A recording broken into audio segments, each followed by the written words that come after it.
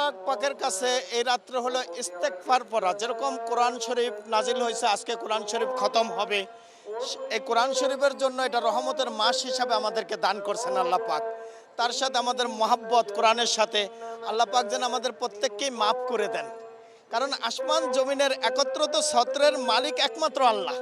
আপনাকে আমাকে পুরা আসমান জমিনে যা কিছু আছে সবই একত্রিত মালিক তিনি। তার জন্য প্রত্যেকেরই উচিত তার দিকে অগ্রসর হয়ে যাওয়া। আমরা অনেক সময় গুনাহ করে থাকি, গুনাহের কারণে আমাদের অনেক গুনাহ হয়ে থাকে হৃদয়ের মধ্যে। আমরা যদি এই রাত্রটি লাইলাতুল কদর রাতে আমরা যদি আল্লাহর ইবাদত করতে পারি, সারা রাত যদি আমরা আল্লাহর ইবাদতে কাটিয়ে দিতে পারি, আশা করা যায় আল্লাহ তাআলা আমাদের গুনাহগুলো মাফ করে দিবেন, আমাদেরকে মাসুম বানিয়ে দিবেন। আমি চাই এই সারাটা রাত্র যেন আল্লাহর ইবাদতে কাটিয়ে দিতে পারি, তাহলে আমাদের জীবনের সমস্ত গুনাহগুলো মাফ হয়ে যাবে। আমরা প্রতিদিনে কম বেশ গুনাহ করে থাকি, ঠিক আছে। তো আমরা নামাজ পড়ে আল্লাহর কাছে চাইছি যে আল্লাহ যাতে আমাদের সমস্ত গুনাহগুলো মাফ করে দেন।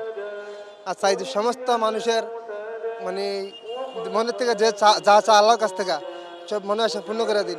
আর যারা আমাদেরকে ছেড়ে দুনিয়া থেকে চলে গেছেন তাদেরকে যাতে জান্নাতের টুকরা বানিয়ে দেন।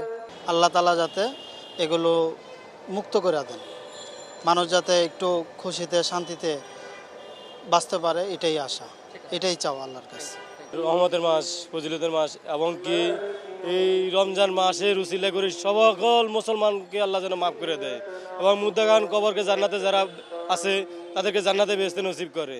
এবং এই রমজান মাস যারা পাওয়ার পরেও এই যে রমজান মাসের উসিলা কইরা গুনাহ মাফ করতে পারে নাই, তাদের মতো কপাল ভরা আর কেউ নেই।